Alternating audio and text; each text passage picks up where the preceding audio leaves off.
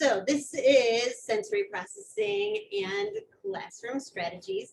I am Rachel Risberger. I'm an occupational therapist who's been working exclusively in pediatrics for longer than I like to mention.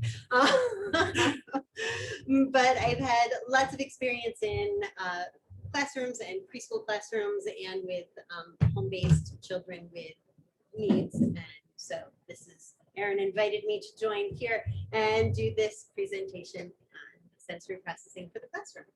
So sensory processing is how we gather and interpret sensory information from the world around us. And we're all doing that all the time. And most of the time it's not a problem. But sometimes some children especially have difficulty in effectively gathering and interpreting and using the information that's gathered by the senses. And if the brain's processing of the sensory information is impaired, then the child's ability to participate in learning and social interactions can be affected, and that can lead to issues with low self-esteem and behavioral issues and socialization difficulties. It can happen with anyone. It is very often seen in, especially in children that were born prematurely before their sensory systems had a chance to fully develop in the womb. We also see it frequently with the autism spectrum diagnoses and ADD and ADHD, but as I said, it can be for anyone. Most of the world believes that there are 5 senses. Occupational therapists believe that there are 7. I should remember to advance the slides here. They're not working, Erin. Yep. I don't know, right? So I guess I have to scroll it.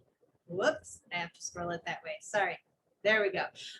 Okay, so according to occupational therapists, we've got the olfactory system, the oral sensory system, which is not just limited to taste, the auditory system, the tactile system, the visual system, vestibular, which is how we process movement information, and proprioceptive, which is the feedback that we get from our muscles about force and movement. So sometimes sensory processing can be dysfunctional. And when it is dysfunctional, there's different ways that it manifests. So for some children, they have what's called a high sensory threshold. And with children with a high sensory threshold, they need a lot more sensory information to get a response from their system. And then there's the low threshold children who need very little sensory information to generate a response. How kids respond to this is also different. You have children with a high sensory threshold that are constantly seeking to meet that threshold. Then you have those kids who have a high threshold who are very passive about it, and they just don't even worry about gathering any more sensory information. Then with the low sensory threshold, what you see very often actually are the avoidant behaviors. And those are children, since they require such little sensory information to stimulate a response, that they avoid as much sensory information as they can. But then we do also have the kids who have a very low sensory threshold and they're passive about it. So they aren't looking for responses, they aren't avoiding responses, they just are, and they aren't getting, they're getting as much sensory information as they need sometimes. So there are instances when you can see these behaviors in the classroom, and anyone who is working with a child can implement some strategies that can be helpful to the child. Your occupational therapist in your school is an excellent resource always to help with this. And there are certain times when a child needs to be referred to occupational therapy to deal with them. If you have real extremes of constant movement or real extremes of absolutely no movement, extreme behavior issues, additional motor concerns, then you probably want to definitely bring in your school occupational therapist for an occupational therapy referral. But there's lots of things that I'm going to go over here that are really simple to implement in the classroom and don't need lots of extra specialized skill in order to pull it off. So this workshop came together from Aaron wanting to develop professional development regarding sensory processing in the classroom. And he asked me to put together several lending kits that you can borrow and try things out in your classroom. And I tried to get things that are not the usual things that your occupational therapist might have, but a few slightly different things, so you can try it out and see if it's something that would be appropriate for you to have in your classroom and whether or not your district wants to invest in it. So what I'm going to do is I'm going to go through these sensory areas by area, talk about what it looks like if you have a child with a high threshold versus a low threshold, and things that you can do in the classroom. There's certain things that we don't need a sensory kit in order to address it necessarily. And then there's some other things that I will pull out and show you some of the sensory tools that can be really helpful. So I'm going to start off with the olfactory system. So the sense of smell is very, very powerful. It can immediately evoke really vivid memories or trigger really strong emotions. And for children who have a very low threshold or a hypersensitive olfactory system, scents can be really distracting and overwhelming. So the odors are much more intense for them. And in turn, their emotional reactions to smells can be much more intense. I like to use the example of, imagine you're trying to do your lesson plans, grade papers, write your daily notes, whatever it is, and you're sitting next to a can of tuna fish on one side of you and an open bottle of ammonia on the other side. It probably would make you gag. It would make you want to cover your nose and your mouth. You would want to be in a different room, and you probably wouldn't be able to get much done. You probably would also very much not like the person who set you up with this situation. So, but that's what it's like for these kids who have a very low threshold and smells are just bombarding them all the time. So they will gag easily. They'll cover their mouth and nose. They won't want to be in any rooms where food is being eaten. You will see more likely more behavioral issues in the cafeteria. They will take an instant dislike to people for no apparent reason. It's usually probably because they're responding to smells that we don't necessarily even notice, like the scent of the laundry detergent that their classmate uses, or the fact that they have a pet at home and they hugged their dog and the dog licked them all over before they came to school. They might be smelling that where others of us wouldn't notice that. Deodorant, hair care products, there are all sorts of things that these kids with a low threshold are going to be noticing. And they're also going to be a constant source of anxiety for them. So these children, you may see them being very selective eaters too. And this all can be a big challenge in the academic setting. And really young children too have a hard time expressing very often that smells are the problem for them. So conversely, we have the kids who have a very, let me advance the slide here, I think. Maybe. What'd you do? Is it gonna? Okay, yes. Conversely, we've got the kids who have a high threshold. So it's much harder for them to recognize odors. And so these are the kids that you see that are constantly smelling things whenever they get out materials or manipulatives in the classroom, they're putting it up to their nose. Sometimes they let you know those kids. They also seem to like strong odors, like the kids who get those Expo dry erase markers and they really like to smell them. They probably have a really high threshold for smells. So, usually those behaviors on their own aren't a problem. It can be a problem when they start sniffing their classmates' things and their classmates, and then you need to have discussions about personal space.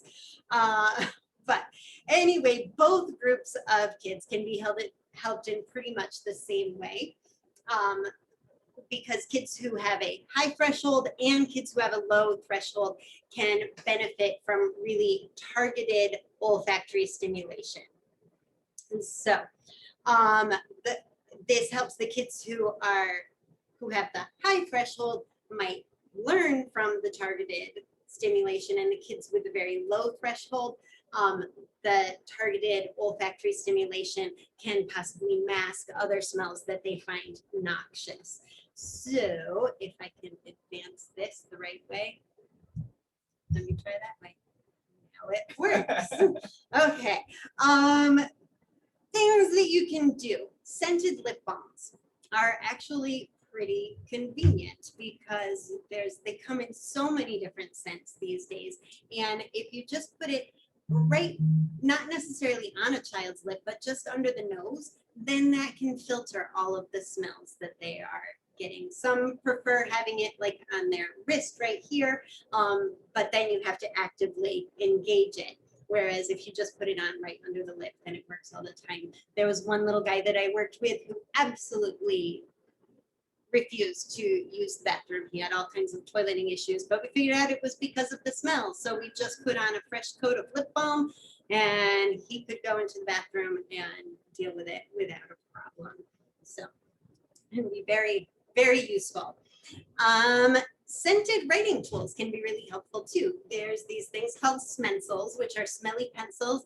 I will warn you, if you do get those, they need to be stored in their containers, otherwise they lose their smell pretty quickly. Scented markers, the drawback with those, of course, is I've yet to find any good ones that are also washable. So when you're working with your littler kids, that's a hazard.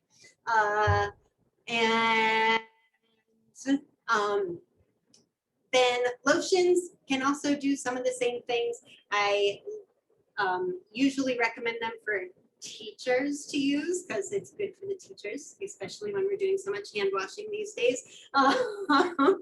And you can put on your favorite lotion and walk around the classroom and diffuse a nice aroma for everyone and help them out that way. Lots of teachers I've seen use diffusers with the different aromas in them. I will give you a word of warning for those. Make sure that it's safe to use in your classroom because diffusers can be very triggering for kids with asthma, and you don't want to cause bigger problems for them because that can be a real irritant in the lungs. So if you've got kids in your classroom that do have significant asthma diagnoses, you may not want to use that. We can also look at aromatherapy, and there's been quite a lot of research actually into particularly the lavender scent and how it works as an anti-anxiety scent. So that can be a really good one if you're looking into scents to put into a diffuser or what kind of hand lotion you want to use, because since calming is usually a good thing for a classroom, then that would be a nicely recommended one. There have also been studies with bergamot and ylang ylang and clary sage and jasmine. They all have those calming effects as well. If you are having a child use lotions or lip balms, just make sure that they don't have any allergies that you need to be worried about, and that you have permission to use it. All right, that is all I'm going to say about olfactory system right now. We're going to go into oral sensory. So oral sensory is, as I said, not just taste. It's all of the feeling that you have in your mouth, your tongue, information that you get from your jaw when you're chewing. And kids who have a high oral sensory threshold, the ones who actively work to meet this are the ones that are most apparent in the classroom, because they are the kids who are putting everything in their mouth. They chew non-food objects all the time. They chew their shirts, they chew their pencils, they chew their erasers, their fingernails, their hands, their hair, if it's long enough. Sometimes they chew their classmates, and it's true. I'll take a pen. No, yeah, you haven't been in many preschool classrooms. So these are the kids too who you may see overstuffing their mouth when they're eating. They are constantly making noises with their mouth, like clicking or buzzing or humming. And all of these are a means to help them organize behavior and focus attention. So it's actually a good thing for them, but not necessarily a good thing for your classroom. I didn't actually put any oral sensory things into the kit because for sanitary reasons. I just lost part of my place on here. Sorry about that. Okay. But things that we can do for them. There we go. Chewy toys.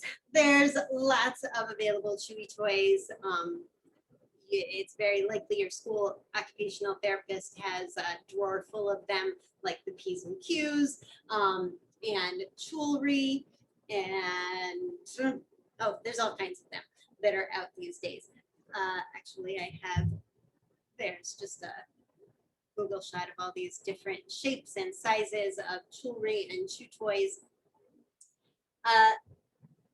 One thing about choosing any kind of jewelry or chew toy is that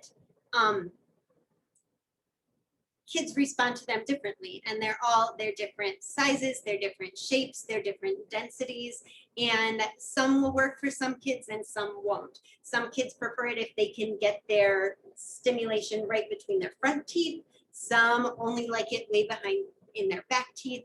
And so you need to be able to have one that they can access in a way that that works for them.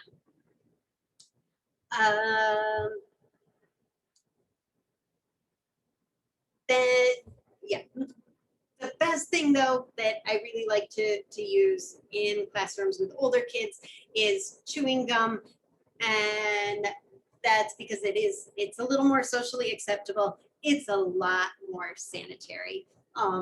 And like I said, I didn't include any of these things in the sensory kits because it's too hard to really make sure that you're cleaning them effectively and not for a shared resource. So making sure that if you do have them in your classroom and they are used just for one child and one child only, that they are cleaned regularly. And if it's promoting too much drooling, you have to deal with that issue as well.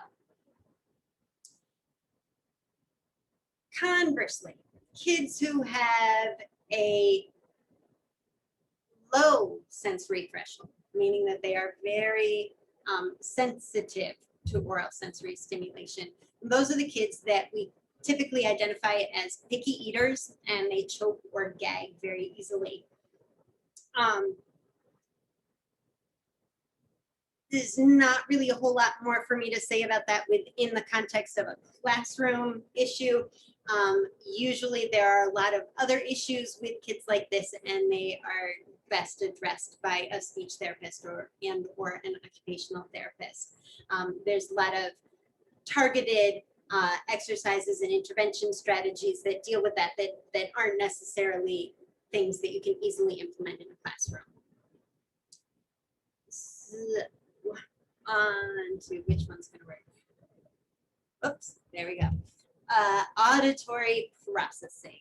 So auditory processing is, of course, what we hear and how we interpret what we hear. So kids who have a really high threshold are the kids that you call their name 1,000 times and they never answer.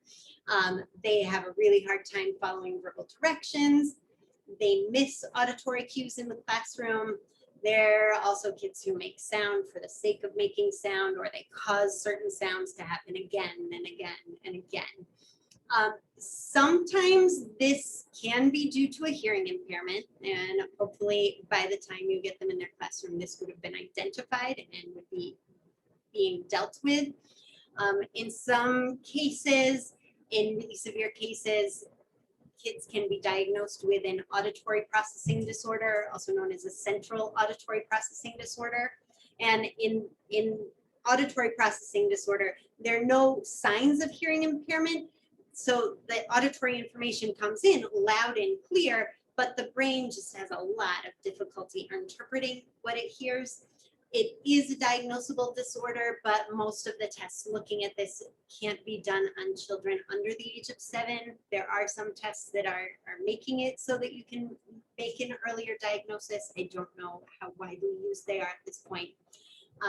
So there's a lot of ways that you can support people who have auditory processing disorder, and they're the same strategies that work for lots of kids as far as processing auditory information.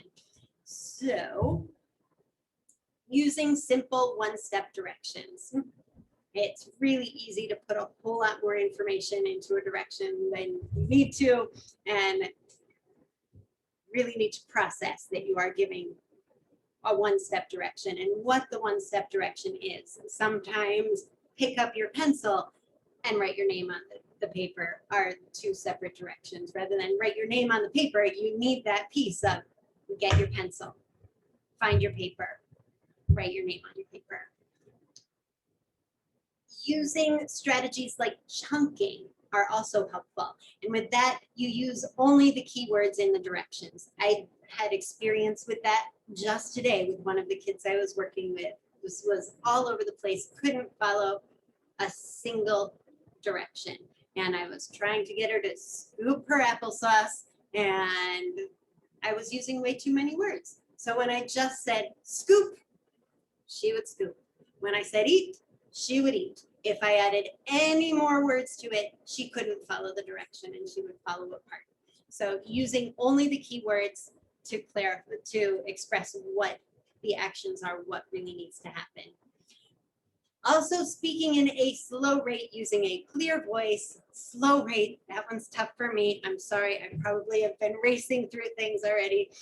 The other thing along with this, using a clear voice is not using a loud voice. Like, you know, when you hear people talking to somebody who, like, English is a second language, they talk louder because they think that will make you help understand, and that's not the case. You just need to use a clear voice. Louder isn't necessarily better. Louder can actually be problematic for some of these kids.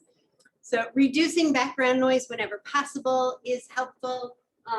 Using noise canceling headphones, you probably have some in your classroom, but noise canceling headphones can be really helpful. Oh, there you can see them. It helps if I hold it up. Sorry. So anyway, some of these are in the kit. It's important with kids to make it so that they don't fit too tight and that they don't hurt them when they yank them off of their heads.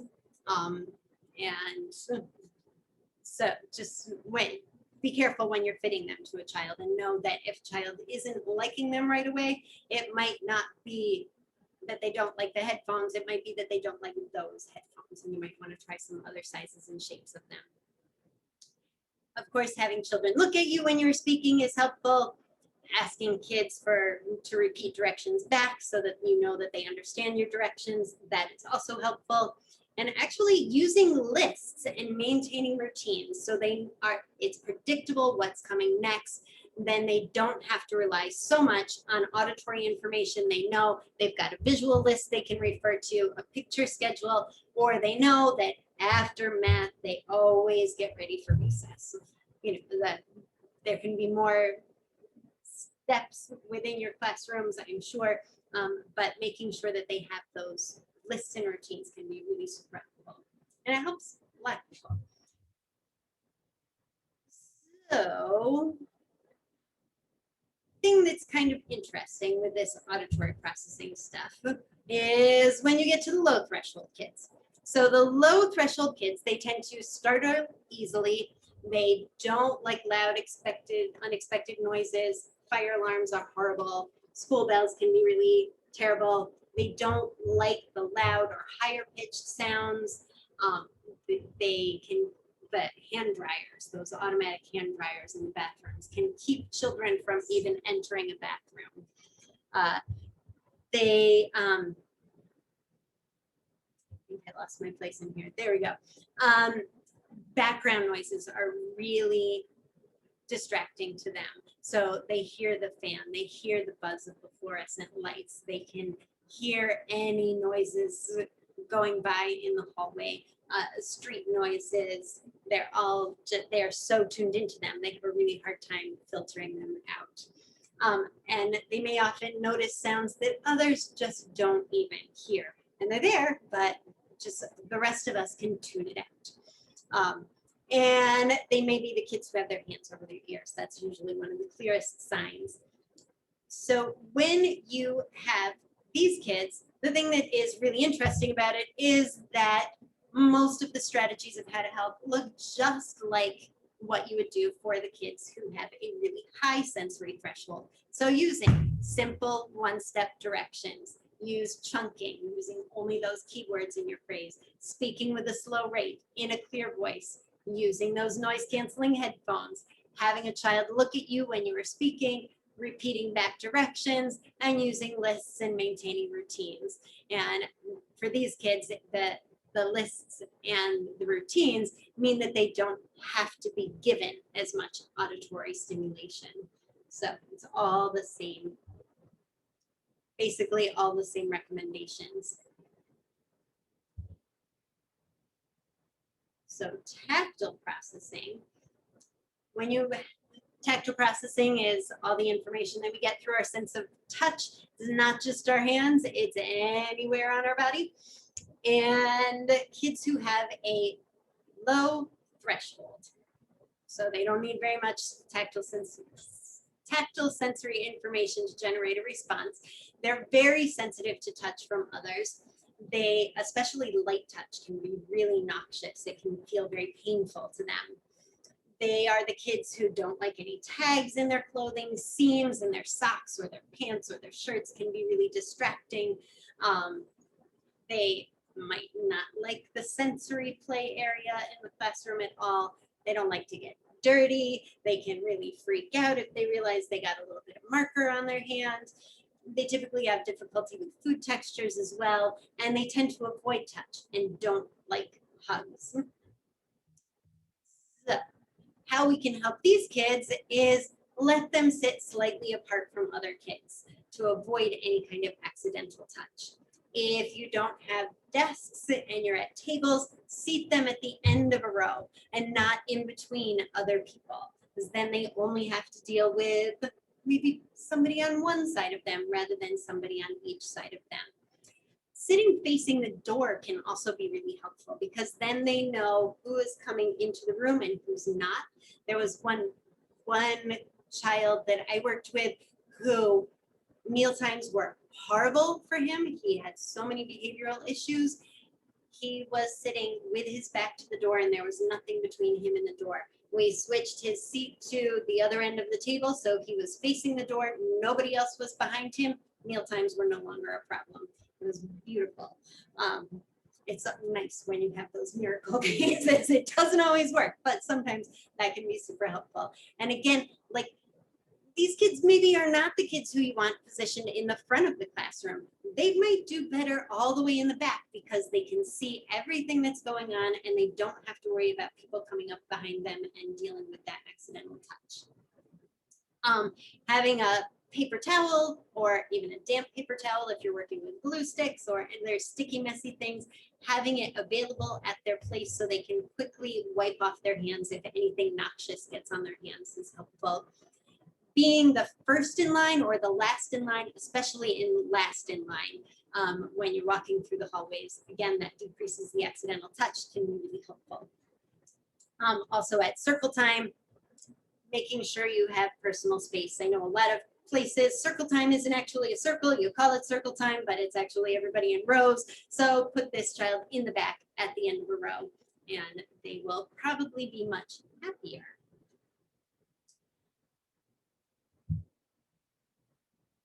Kids with tactile processing issues who have a really high sensory threshold. So they need a lot of sensory information to generate any kind of response. These are the kids who are unaware of touch.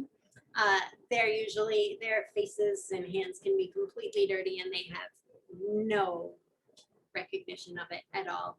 They have a really high pain tolerance. A lot of times these are kids who crash into things or fall or bump and everybody else says ow, but they're like, I'm fine, I'm fine. They also touch things excessively because they're looking for that extra sensory information. They can also be kids who mouth non-food objects a lot. And they tend to hurt others, but they're seemingly unaware of it. And I hate to say that they do it without remorse, but what it is that they don't feel or understand pain themselves. And so that makes it really difficult for them to understand when somebody else is feeling pain. So how to help these kids? For these kids who do who mouth all the non-food objects, we would do the same thing as kids who have the oral issues. We give them the chewy toys and chewing gum, jewelry, that kind of thing. These kids can also usually benefit from some kind of comfort object. If they have just something that they always have with them it's familiar to them, it helps kind of ground them. For younger children, it can be like a stuffed animal. For older kids, they might need some other kind of, for some kids, it could be like a particular book. They might need to have their coat with them at all times. But any kind of comfort object can really help them deal with things. And then we get into the realm of weighted objects. And I have some weighted items for the sensory kit. I have a weighted vest. This is a size medium one, believe it or not. But this is also a combination compression vest, which I'll talk about a little bit more, that aspect of it. So this is it'll probably be big on some of your kindergartners, but it would work probably for first, second, third, and some fourth graders. It does stretch, this particular one. And then we've got these weighted bean bags. They come in different weights. You can add different amounts of weight to the vest. And that just helps the kids feel grounded a little bit more, gives them more of that tactile sense. Other things here in the kit, I have in this day and age of COVID, I have a weighted lap pad. Now, probably your occupational therapist in your school has some weighted lap pads. The thing that I like about this one is this is a wipe clean one. Most of the ones that you get are fabric and hard to clean, but this is a good wipe clean one. You want to feel that? So what you may not have and what you might like to try is a gel-filled weighted lap pad. So yeah, Aaron can't wait to get his hands on that one. So it feels really different than the standard ones that are weighted with steel pellets. There's a little bit of visual stimulation with that one as well. And you've got some other, you can do some good tactile pressing and proprioceptive input with that one too. So fun thing to try out. Just make sure you don't have sharp objects near it because it will take care of it. Another thing that you might want to try out for some kids, particularly for older kids, is you might want to try out a weighted writing tool. And that can help just give some more grounding and help them focus a little bit more on their written stuff. This is a Baldoni weighted pen. If you want to try that out, it's a nice wider size as well, which can help promote good grasping patterns for kids. But that's not what we're here to talk about right now. You want to talk about that? It Get is. closer to the camera. Yeah. Forgot about that. Yeah. Baldoni weighted pen. It's not too heavy, but there's also little systems that your occupational therapists have where you can add weight to pencils as well.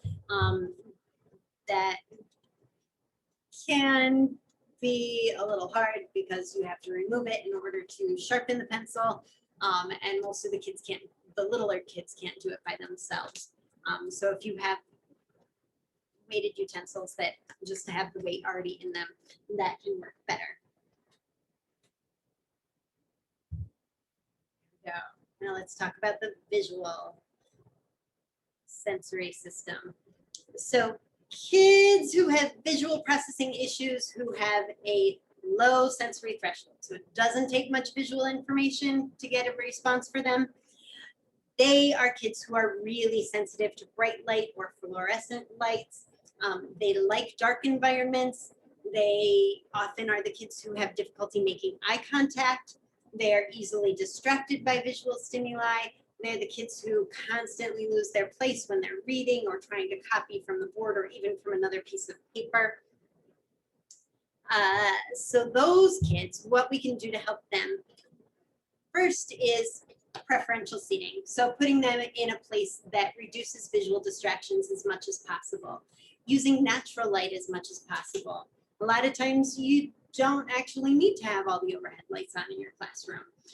And some classes I know have lighting zones. And so maybe you can even just turn off lights in a certain part of the classroom and have that child's desk be in that area of the classroom. If you can't do that, if it is possible, if they allow it in your building, just take out the fluorescent light bulb in the light that's directly over that student's seat. And then if that doesn't work either, we can cover up the fluorescent light. So a piece of colored tissue paper over the light can really be helpful. You can purchase decorative panels that fit in over some of the flat panel fluorescent lights if you're into that, but I usually go for the low tech, low cost situations first. So allowing a child to wear lightly tinted sunglasses can also be something that's helpful because it can filter out some of that extra visual stimuli. For those children who have difficulty eye contact, don't use the phrase, look at me. I know it's like so easy to just say when you're talking to somebody, say, look at me when I'm talking. You mean look at me in the face. If you say look at me, that could mean look at my arm, look at my feet, look at my leg. So teach them to look at you at your face. If looking at eyes is too intense for them, teach them to focus on another point like your nose or your hairline or your chin. So then it looks like they're giving more visual attention and they actually probably are getting more information than if they're totally not looking at you when you're speaking. Keeping rooms clutter-free and reducing the amount of materials hanging in the classroom. I know that's a dangerous thing to say to elementary school teachers. But sometimes there can be such a thing as too much. And if you can reduce materials, that can help a child focus their attention.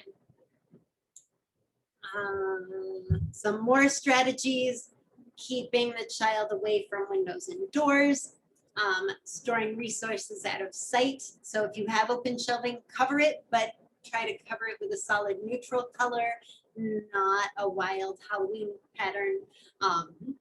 And if you're speaking in front of the class, try to be behind a solid background so there aren't other visual distractions.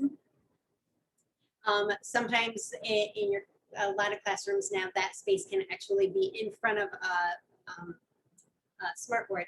So if you don't have anything on there, that can be helpful.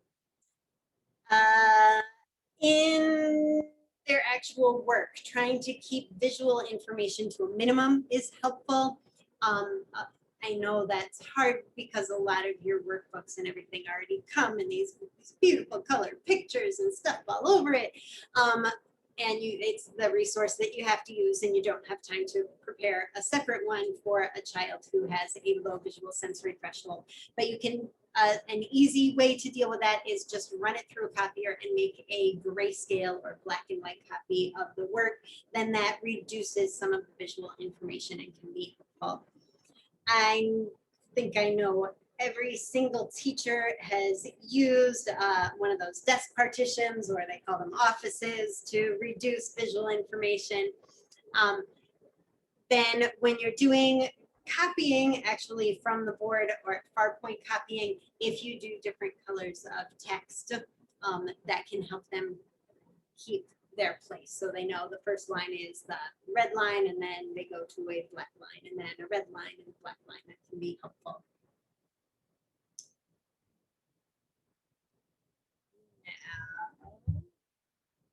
Okay, visual sensory, the kids who have a really high threshold. These are the kids that often miss visual information in competing backgrounds. So they've got their whole pencil box in front of them, and the glue is in the center and the top, and you tell them to get their glue stick, and they're like, I don't have it, it's gone, it's missing, I can't find it. And it's right there in the middle. But they just can't filter out that other visual information. They can't ever find what they need. Yeah, you all know that. You know those kids. These kids also are the ones who really like to watch moving or spinning objects more than most. They're kids that'll try and figure out how to make things spin more than most. Things that shouldn't be spinning, learn how to spin when they're in the hands of these children. They also tend to really like bright lights and reflective objects, and they'll flip things so that they can get that reflective stimulation as well. So how do we help these kids in the classroom reduce the visual distractions? Again, just like with the other group, keeping the room clutter-free, because then there's just not so much that they need to pay attention to, so they can pay attention to what they can, what they do need to. Again, seating them away from windows and doors, using picture templates to mark where items belong, like in their desk, so that there's a spot for your pencil and there's a picture of a pencil on there, or even just using tape lines, so that there's tape lines that measure out the size of their notebooks in one part of their desk and their pencil box in the other side. That can help on any shelving or wherever you keep your other classroom materials as well. Keeping things organized and labeled clearly is also helpful for these kids. And a word about the kids who really like the moving, spinning, and reflective objects. So this kind of stimulation is actually really helpful for them because it can help them remain alert and focus their attention. So it's actually okay and a good thing to do to allow it access to these kinds of things and activities at certain intervals during the day. So if they do their math, and then after math, they have their work turned in, allow them access to these light toys or spinning toys, or even a computer program. And an iPad can provide that kind of visual sensory stimulation as well, and have that as a little break before moving on to your ELA work that you're going to be doing. The vestibular sensory system is pretty obvious. The kids who have a high threshold are the kids who are constantly in motion. They are on the go. This is the kid who's constantly moving in their chair, and they're seeking all of this movement to try and switch on their brain and increase their level of alertness. And even though it may look like they're not listening and not attending, they actually may be really trying to constantly move in order to enhance their concentration and their focus. And sometimes moving in their seat isn't enough and they move around the classroom. You probably all met the kid whose pencil always needs sharpening, always. It's probably they're trying to just get more of that vestibular sensory information, and sharpening your pencil is usually an excuse that a teacher will go for and let you get your movement in. So there's a lot of ways that we can try and help these kids. Let me see. I'm sure your school occupational therapist has wiggle cushions. And let me see, where are we? There. There's a whole bunch of them right there. You can get them that are tactile, that are smooth. The wedge-shaped ones, I kind of like the wedge-shaped ones because they make kids sit up straighter too. The other ones can kind of promote more slouching, but when they're angled, then it just tips you forward so your posture can be better. Ball chairs. Here, I'll just go through there. Ball chairs have their own sets of issues. They tend to take up a lot of room in the classroom. Also, they roll unless you have one of these special chair seats for them, or if you have a ring. Even if you do have the ring stopper, they can roll around the room, but they can be helpful in some situations as well. TheraBand or resistive bands around chairs. So in the kit, I put some other ones. Usually your occupational therapist ties some TheraBand around, but now you can get all of these different ones that are already done. So you don't have to worry about measuring it. They stretch actually really pretty far. You don't have to just put it on the chair. You can put it on the back legs of a desk too. And then a child can put their feet on it and get a lot more bouncing and wiggling that way. Next. Oh, other things that you can do actually with this, if it's stretched out enough, or using their tubing or rope, you can put other foot fidgets on it. Like you can add a length of PVC pipe or some pool noodle, and then the kid can slide it back and forth or spin it, and that changes it up a little too. Where are we? And here are some other commercially available foot fidgets that you can check out. Some of them, I just feel like they take too much room in the classroom. It's not necessarily efficient in a regular education classroom with how many students you have, but there are a lot of different ones available. Check out. Okay. Oh, whoops, I think I didn't do everything on there. Those were those pictures, but other things you can do, creating a walking path in the classroom. So just using tape and putting tape line. So, because usually it's distracting to other people if kids are wandering all over the room, but if they need that movement activity, you can put a line of tape and tell them you can walk on that line as much as you want to, whenever you need to, when we're doing any listening activities. And then it's contained. People know that's what's going on. Kids aren't worrying that somebody's going to come and take their stuff because they're walking on the designated walking path. And you probably have to make rules about it too, like only one person on the path at a time, because other people might like it every once in a while as well. There's other ways you can help are by having your kids be a classroom helper. So making them have those extra movement activities by handing out or collecting materials, delivering messages to the office or to other classrooms. Those extra movement breaks can be really helpful to them.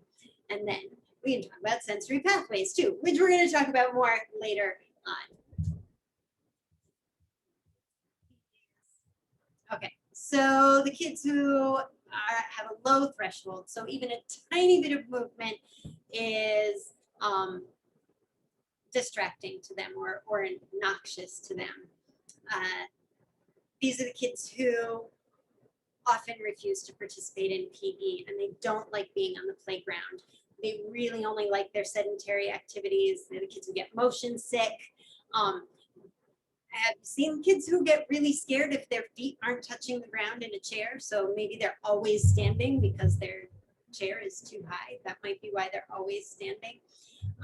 Or kids who have headaches and nausea even hours after any kind of movement activity. For these kids, any kind of vestibular stimulation is just too much. I have interesting story about one kid that I worked with who we knew he had a lot of vestibular sensory issues, but he also was not toilet trained. And it didn't make sense that he wasn't toilet trained until I figured out that when he leaned over the toilet to flush the toilet, he would see the water swirling around in the toilet, and that was enough to set off his vestibular system so that he would get nauseous and motion sick. And so when we trained him to close the toilet before he flushed, he was toilet trained by the end of the week. So for these kids who it's an issue, it can be really an issue. So what we can do to help them in the classroom is make sure they are seated with a stable base of support. Make sure they have a chair that's the right height. If you don't have a chair that's the right height, get something under their feet. So used to be in the olden days when they had catalogs, big catalogs, you know, and big telephone books. We could use those. They're not big enough anymore. But it's likely that your occupational therapist or your physical therapist in your building has something that you can use as a footstool. Using a sensory pathway that has activities that focus on strength and wall sits and more proprioceptive activities are helpful. Because a lot of times these kids, because they are so sensitive to movement, they avoid movement, so they are weaker, and which just makes the whole thing get worse. So any strengthening activities they can engage in are helpful. And it's often likely that a child is going to have more issues, in which case a PT and OT referral is a good idea, or probably they already are seeing PT and OT. For kids who are really sedentary and have a really flat affect as well, for those kids, a curved walking path can be alerting. So in most cases, what they call linear vestibular movement, so back and forth, that is calming and organizing, and any rotary or spinning is not. So, but for some kids, that kind of curved walking path or rotary motion might be enough to wake them up a little bit, so that they can be engaged in more other things. I am like running low on time here, aren't I? So, but we're towards the last section here about proprioception. So proprioception is that what gives us our sense of body awareness and detects and controls force and pressure. So when we're moving, I know if I gesture with my arm out, I am not going to hit something that's in the way because I'm far enough away, and I'm not going too fast or too hard. But then you do have those kids who can't judge that. So they can't detect or control force and pressure. The proprioceptive system, though, also has a really important regulatory role in sensory processing, in that it can help control responses to all sensory stimuli. So proprioceptive input is usually really calming for kids who are easily overwhelmed, but it's also can be really alerting for those who need increased sensory stimulation in order to facilitate learning. So kind of covers all of the bases there. And kids, especially kids on the autism spectrum, you see a lot of them seeking proprioceptive input and to help regulate their emotional responses and behavioral responses to all sensory stimulation. So it's very common modality because it works well for a variety of issues. So you'll also see it looks familiar to some of the other things we talked to. Kids who are looking for more proprioceptive input, maybe chewing or mouthing non-food objects more. They crash into things excessively. They might be the kids who bump their head or press their jaw a lot or squeeze their hands together a lot. They like to roughhouse. They don't walk anywhere, they jump or they stomp or they run. They often sit with their legs tucked under themselves because they get more pressure that way. They can also be the kids who are walking on tiptoe. And that's not the only reason that kids would walk on tiptoe, but it can be one of those things. So how we can help with proprioception is do heavy work activities. And heavy work is any activity that provides increased input into the muscles and joints. So we think weight-bearing activities like push-ups or wall push-ups, crawling, animal walks like the bear walk or the crab walk. Lifting and carrying. So again, having them help distribute materials in the classroom, carrying books.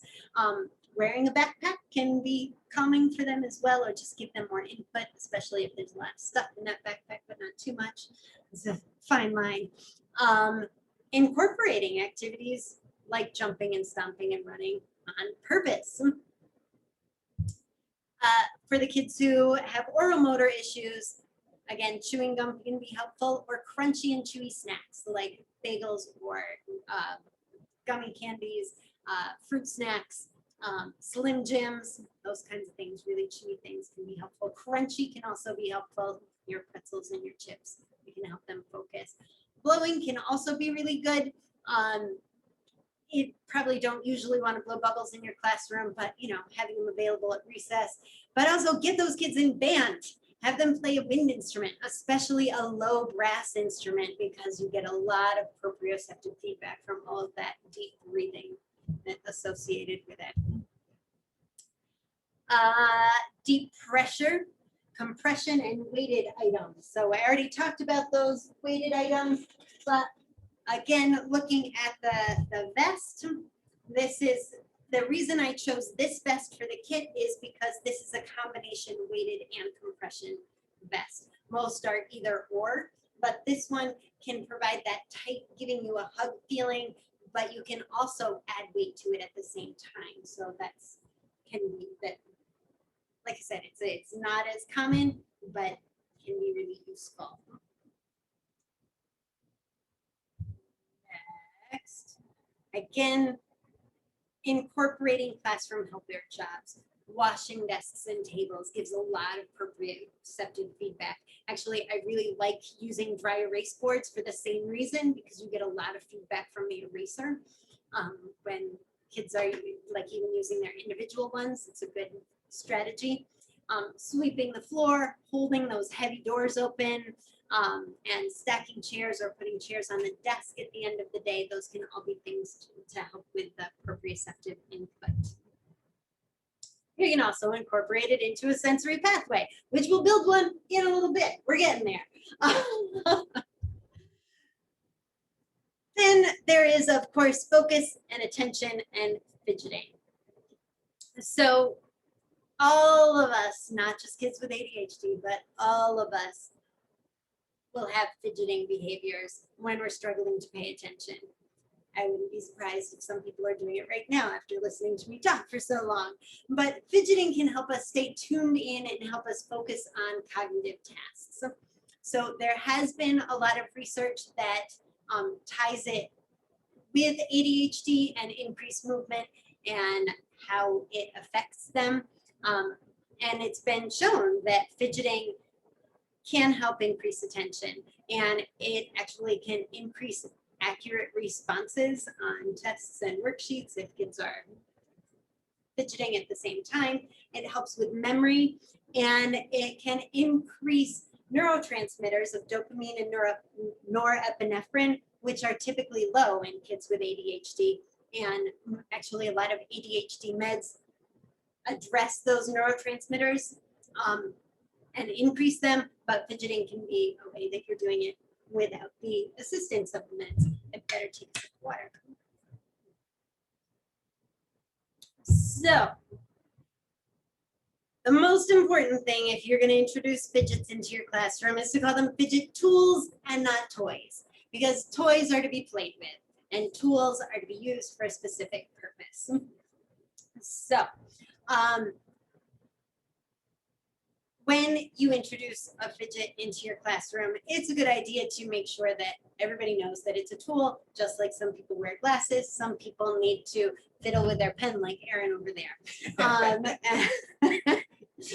So you should also have specific times when fidgets are allowed and other times when it's not. So during active listening times, active listening activities, that's a really good time to have a fidget. Fidgets are not for throwing or dropping or bouncing or putting in your neighbor's hair. They should never interfere with another student's learning, and they need to be put away when they're not in use. I've had good luck with kids when I have them, when I don't tell them the rules, but when I have them say, you know what, we really need to have some rules. What do you think are good rules? And then they usually take a little bit more ownership of it as well, because it can be really distracting. When you're looking at fidgets, you need to consider factors of the size of the fidget. You need to consider the factor of the noise and what you can handle. So like size, something like this might be too big. It might be too noisy for you. It might not. But these poppet things are pretty cool. There are littler ones too. The little ones are really quite resistive. So kids who like a lot of proprioceptive input, they can be good for them. Do you want to try that one? Of course. Yeah. I'm sorry, everybody else can't touch them right now. But if you sign up the kit, then you can. We have these poppets are pretty widely available. You can get great big sheets of ones. This is a little keychain one. This is quieter. If I hold it up there, you can't necessarily notice it. It's not as resistive. Other things like the mesh covered marbles. These ones are pretty common actually, but they're quiet. So that's the thing that's really good about them. And tends to be good for older students too, especially students who they really need to fidget, but they don't want attention drawn to it. So that's a good one. These fidget rings, if you haven't seen those, they're steel rings and you can just roll them up and down your finger and it provides some really interesting sensory stimulation. Try that. Here's another, this is a good one for hand strengthening too, but this one, when it comes apart, it makes a really loud click. So it's really loud. That's something you just need to pick. Some sensory tracks do the same thing. We also have this little fidget. And can you see? Do I have to make it bigger there? It's just it's peas in a pod. Then you squish them and you pop them out, and one has a little face, and it's cute. There's other any kind of squishy sensory toys. There's a fidget ball as well in here that you can try out. That one can be a little noisy as well, but it's not as noisy as some of the others. Any kind of stress ball, squish ball, fidget ball works. Then there's these stretchy rope ones. These, they can go places. So kids can have a really hard time following the rules with this one sometimes. So, but things to check out, things to try. Not every sensory tool will work well for the same person. For example, these little sensory rings, I have a daughter who loves them, and I have a son who hates them. So it's a matter of personal preference. So it's good if you're introducing a fidget that you have a lot of variety, so kids can try out things, find out what works for them, and what works, just what works. With any of these sensory interventions, the thing that you should be aware of is that sensory interventions wear off. So with weighted items, usually after about 15 minutes, kids start to accommodate to them and they're not as aware of them. So they need a break and then you can use it again later. They might find this fidget toy really helpful on Monday, but on Tuesday they need a different one. So again, variety and just being aware that it won't necessarily be a forever fix.